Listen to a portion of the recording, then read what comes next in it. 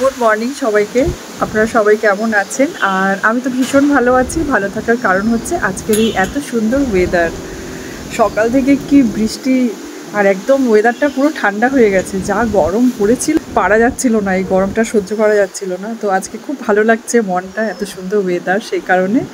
আর একটু বেরিয়েছিলাম, সকালে একটু কাজ ছিল, তো কাজকর্ম সেরে এই জাস্ট ঘরে ঢুকলাম। তো আজকে যেহেতু এত সুন্দর ওয়েদার, ভাবলাম আপনাদের সাথে একটু কথা বলি। তো রান্না এখনও হয়নি, স্নান পুজো করে বেরিয়ে গেছিলাম। ঘরের যে বাসি কাজ থাকে সেই কাজগুলো সেরে বেরিয়ে গেছিলাম। আর আজকে রান্নাবান্না করব চিকেন ফ্রিজে মানে রাখাই আছে এনে। তো ওই চিকেনটা ম্যারিনেট করব, আর ঝট করে একটা চিকেনের কোনো রেসিপি বানিয়ে নেবো। দেখি কি বানাই। আর এমনি নর্মালি বানাবো আজকে, আর অন্য কোনো রেসিপি করব না চিকেনের। নর্মাল আলু দিয়ে যে চিকেনের ঝোলটা হয় সেটা দিয়া দিশা খাবে বলবো। তো একটু ভাত করব তার সাথে।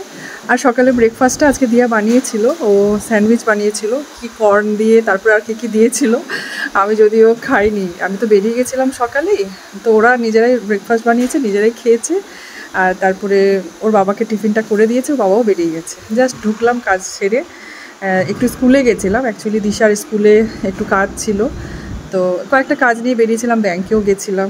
তো টুকিটাকি এই কাজকর্ম সেরে জাস্ট ঢুকলাম ঘরে। চলুন দেখি আজকে কি রান্না বান্না করব। আমার রান্নাঘরে চলুন এবার। আর আপনাদের ওখানে কোথায় ঝড় হচ্ছে, বৃষ্টি হচ্ছে, আপনারা আমাকে কমেন্ট করুন। আর সবাই সাবধানে থাকবেন আর খুব ভালো থাকবেন। আজকে তো চিকেন রান্না করব বললামই। তো এই যে চিকেনটা ডিপ ফ্রিজে রাখা ছিল, পুরো বরফ হয়ে গেছিলো। তো আমি একটু বার করে রেখে দিয়ে গেছিলাম। আর এই তো এবার বরফগুলো সব গলে গেছে। ভালো করে চিকেনটা ধোবো, তারপরে এই যে রান্নাবান্না হবে। সকালে ব্রেকফাস্ট তো বললাম দিয়া করে নিয়েছে। তারপরে এই যে রান্নাবান্না করা স্টার্ট করব। বেশি কিছু করব না, মোটামুটি এখন বাজে 12:30 বেজে গেছে। তো অন্যদিন আসলে সকাল সকাল রান্না সেরে নিই, তো সকালেই রান্না হয়ে যায় আমাদের প্রত্যেক দিন। যেদিন একটু বেরোনোর থাকে সেদিন রান্নাবান্নাগুলো একটু লেট হয়ে যায়। আসলে আমার সকালে করা হ্যাবিট, তো নিয়ে যত বেলা হয়ে যায় আমার আর রান্নাঘরে বেশিক্ষণ থাকতে একেবারেই ভালো লাগে না। তো যাই হোক, আজকে বেশি কিছু রান্না করব না, চিকেন করব, ভাত করব, আর দেখি সবজি তো আছে অনেক কিছু ফ্রিজে। তো দেখা যাক কি রান্না করি। চলুন সাথে থাকুন, দেখতে থাকুন পুরো ব্লগটা। আর কোথায় কোথায় বৃষ্টি হচ্ছে, আর আপনাদের কার কেমন লাগছে, বৃষ্টিটাকে কিভাবে এনজয় করছেন, আর কি রান্না করছেন, কি খাচ্ছেন, আমাকে এই সমস্ত কিন্তু অবশ্যই কমেন্ট করে জানাবেন। আমার কিন্তু খুব ভালো লাগে আপনাদের সকলেরই কমেন্টগুলো পড়তে। আর আমি চেষ্টা করি আপনাদের সকলের কমেন্টে রিপ্লাই করতে। মাঝে মাঝে আমাকে কেউ কেউ কমেন্ট করেন যে দিদি তুমি আমাদের কমেন্টে রিপ্লাই করো, আমার খুব ভালো লাগে আমাদের। তো কেন করবো না বলুন? আপনারাও তো কি সুন্দর সুন্দর পজিটিভ কমেন্ট করেন।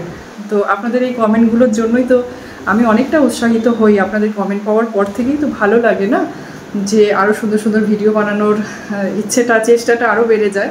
তো আপনারা এভাবে কমেন্ট করতে থাকুন, আমিও আপনাদের কমেন্টে রিপ্লাই দিতে থাকবো, কারণ আপনাদের ভালোবাসার জন্যই কিন্তু আজকে আমি এতটা পথ আসতে পেরেছি। চলুন আর বেশি কথা বলবো না, এবার রান্না করা স্টার্ট করি। সকালে তো ঘরের কাজ সব করেই গেছিলাম। এই যে আমার গোপসোনাদেরকে ভোগ দিয়ে স্নান পুজো করে তারপরেই বেরিয়েছিলাম। তো পুজোটা হয়ে গেলে মনে হয় যেন অর্ধেক কাজ কমপ্লিট হয়ে গেল, তাই না? সকালবেলায় আমার মনে হয় পুজো দেওয়াটা সবথেকে বড় কাজ। আর তারপরে ব্রেকফাস্ট বানানো, রান্না করা, এগুলো তো রয়েছেই। যাই হোক, পুজো দেওয়া কমপ্লিট হয়ে গেছে, সব কমপ্লিট। এবার ড্রেসটা চেঞ্জ করি, কুর্তিটা চেঞ্জ করে এবার নাইটি পরবো, কারণ ঘরে থাকলে নাইটি পরেই থাকতে হয়। আর সেই কারণে সবসময় ভিডিওতে আসতেও পারি না, আমার ভালো লাগে না নাইটি পরে সবসময় ব্লগে আমার আসতে ইচ্ছা করে না। তো আপনারা প্রায় অনেকেই কমেন্ট করেন যে মাঝে মাঝে দিদি আসতে পারো। তো রিজনটা হচ্ছে এটাই, যদিও আসি মাঝে সাঝে একটু ওড়না নিয়ে চলে আসি। যাই হোক, আপনারা একটু বানিয়ে নেবেন। সবসময় তো ঘরে কেউ কুর্তি পরে থাকে না, আর যা গরম। তো যদি নাইটি পরে মাঝে মাঝে চলেও আসি, তো সেক্ষেত্রে আমি কিন্তু ওড়নাটা নিয়ে আসি আর কি। খারাপ লাগে নাইটি পরে আসতে। ভাবলাম আজকে এই ড্রেসটা পরে আছি, একটু আপনাদের সাথে কথা বলে নিই। চলুন, অনেক বেলা হয়ে গেছে, এবার রান্না করি, কেমন? টাটা। এতক্ষণ ধরে আপনাদের সাথে অনেক কথা বলা হয়ে গেল না, চলুন এবার রান্নাটা মন দিয়ে করি। তো সবার আগে ভাত বসিয়ে দিয়েছি, আর চিকেনটা ভালো করে ধুয়ে নিয়েছি, আর একটুখানি লেবুর রস আর নুন মাখিয়ে রেখে দিয়েছি। আর এদিকে আমি একটু ডাল করে নিচ্ছি। তো আজকে পেঁপে দিয়ে মুসুরির ডাল করব। তো পেঁপেটা এভাবে লম্বা করে কেটে নিয়েছি, আর ওর মধ্যেই আমি সব দিয়ে দিয়েছি, নুন, হলুদ, কাঁচা লঙ্কা, সব কিছু। তারপর কুকারে 5 ফোড়ন আর শুকনো লঙ্কা দিয়েছি। আর এদিকে একটা সিটি পড়ে গেছে ভাতটা, তো আমি গ্যাসটা অফ করে দিলাম। তো ডালটাও বসিয়ে দিলাম, ভালো করে নেড়েচেড়ে নিয়ে ঢাকনাটা বন্ধ করে একটা সিটি দিয়ে অফ করে রাখলেই হয়ে যাবে ডালটাও। আর একটু উচ্ছে ভাজা করব। তো উচ্ছেটা ভালো করে কেটে নুন আর হলুদ মাখিয়ে নিয়েছি, আর কড়াইতে তেলটা গরম করে উচ্ছেটা দিয়ে দিলাম, ঢেকে রাখলাম। আর এবার কিন্তু ভাজাটা হয়ে যাবে। এদিকে আমার ভাতটাও হয়ে গেছে, ভালো করে একটু নেড়েচেড়ে নিলাম। তো আমি তো প্রতিদিন কুকারেই ভাত করি, আপনারা তো জানেনই কুকারে ভাত করলে আমার খুব ইজি মনে হয়, তাড়াতাড়ি হয়ে যায়। আর এদিকে ডালটাও কিন্তু হয়ে গেছে, তো ডালটাকেও একটু ভালো করে নেড়েচেড়ে নিয়ে আমি একটা বাটিতে ঢেলে রাখলাম। ডাল ভাত আর উচ্ছে ভাজা বানানো কমপ্লিট হয়ে গেছে। তারপর দেখছি দরজায় কেউ বেলটা বাজিয়েছে, তো ব্যালকনিতে গিয়ে দেখলাম ফ্লিপকার্ট গ্রসারি থেকে এই গাড়িটা চলে এসেছে। তো আমি তো ফ্লিপকার্ট অথবা অ্যামাজন থেকে কিছু কিছু গ্রসারির জিনিস আমি কিনে থাকি, কারণ লোকাল যে দোকানগুলোতে যেসব জিনিসগুলো পাওয়া যায় না সেগুলো কিন্তু অ্যামাজন অথবা ফ্লিপকার্ট গ্রসারিতে পেয়ে যাই। আর মাঝে মধ্যে যদি বাইরে বেরোই তখন সেক্ষেত্রে আমি সুপার মার্কেট থেকেও এই জিনিসগুলো নিয়ে চলে আসি। আর ম্যাক্সিমাম কিন্তু আমি সবসময় ফ্লিপকার্ট অথবা অ্যামাজন গ্রসারি থেকেই এই জিনিসগুলো বাড়িতে বসেই অর্ডার করে দিই। আর বাড়িতে বসে বসেই কি সুন্দর পেয়ে যাই, কোনো ঝামেলাও থাকে না। তো যাই হোক, যা যা দরকার ছিল কয়েকটা জিনিস আনিয়ে নিয়েছি। আর আমি এই নুনটাই খাই সবসময়, এই পিঙ্ক সল্টটা আর গুড়ের পাউডারটা। আমি তো আর চিনিটা একদমই খাই না, তো সেই কারণে এখন গুড়ের পাউডার দিয়ে সব কিছু খাই। আর আমার কিন্তু অভ্যেস হয়ে গেছে খেতে খেতে। তো এবার চিকেনটা বানিয়ে নেবো ঝটপট করে। চিকেনটা বাকি আছে, আলুটা একটু নুন আর হলুদ দিয়ে ভালো করে ভেজে তুলে রাখলাম। আর ওই তেলের মধ্যে গোটা গরম মশলা তেজপাতাটা দিয়ে দিলাম। তারপরে দিয়ে দিলাম স্বাদ মতো নুন আর হলুদ। চিকেনটাকে একটু ভালো করে আমি লাল করে প্রথমে ভেজে নিচ্ছি। আর চিকেনটা আমি একটু লেবু মাখিয়ে রেখেছিলাম, নুন আর লেবু। আর চিকেন এইভাবে যদি ভেজে রান্না করা হয় এই চিকেনটা খেতে কিন্তু খুব ভালো লাগে। আর আমি একেবারে সব মশলাগুলো দিয়ে দিলাম। পেঁয়াজ কুচি দিয়েছি এখানে 2 থেকে 3টে, আর দিয়েছি টমেটো, আর দিলাম আদা রসুন আর কাঁচা লঙ্কার পেস্ট।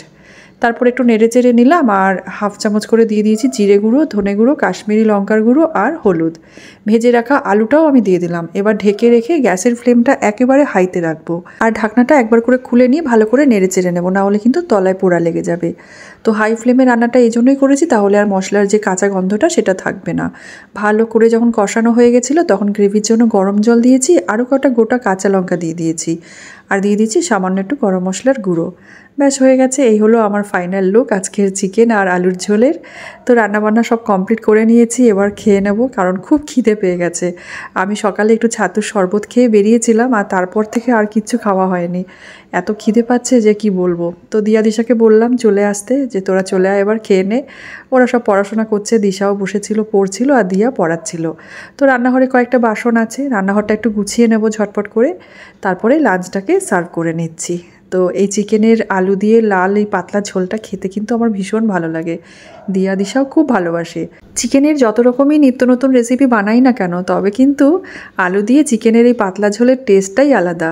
আর এটা কিন্তু আমার মায়ের হাতের রান্নাটা খুব মিস করি, যদিও মা এখন আর নেই। আর মায়ের মতো রান্না করতে যদিও পারি না, তো আমি যখন চিকেনের এই পাতলা ঝোলটা বানিয়ে খাই আর মায়ের কথা কিন্তু ভীষণ মনে পড়ে। যদিও কিছু করার নেই, কারণ মা বাবা তো চিরকাল কারোর থাকে না, থেকে যায় শুধু কত রকমের স্মৃতি, যেগুলো কখনোই ভোলার নয়।